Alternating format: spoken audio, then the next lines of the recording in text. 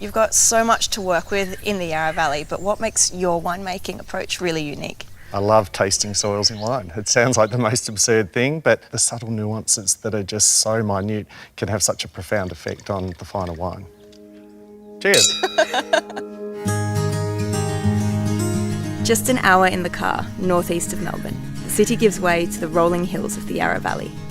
Dating back 170 years, it's not only one of Victoria's first winemaking regions, it's also one of the country's best. Hi Sophia, welcome to the Yarra Valley. Thanks so much, Mac. Who's this? This is Cleo, she's my number one helper. Number one helper, and where are we in the Yarra Valley exactly? We are on the southern end in Gladysdale. So what actually grows in the Yarra Valley? So you've got the hills behind us, what we call Upper Yarra. Beautiful, much cooler, slightly more rainfall, really suited to Chardonnay, Pinot Noir, Pinot Meunier, one of the champagne grape varieties. The region is so big and diverse. It's easily, for me, one of the most exciting regions in the country, if not the world right now. It's really green and wild. Why is that? We have this amazing amount of growth under vine and in the mid-rows that we want to celebrate. We want to see as much biodiversity and life in the vineyard. If I was a grapevine, this is where I'd want to be. So this is 2019 Gladysdale Chardonnay.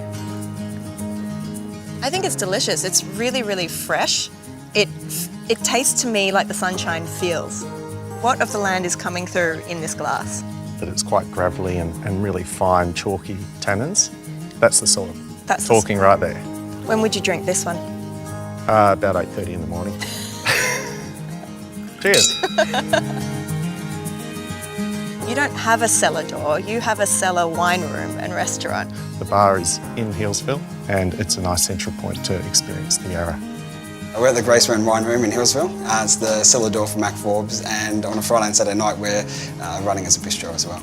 So what am I going to be eating? You're going to be eating some beautiful Yeringberg lamb from just down the road.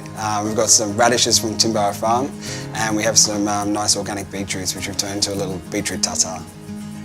I think this tasting idea and being totally analytical is overblown.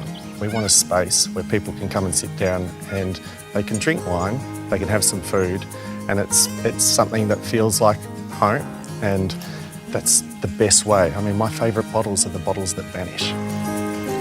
You've opened in Hillsville, which isn't so far, but why did you choose this strip? I think it's the centre of the Yarra now. Food, wine, you've got Four Pillars Gin, you've got other wineries with cellar doors. You can travel around the valley and finish here in the afternoon and do it all by foot. And I think just being so close to Melbourne, people forget just how many great parts to this region there are.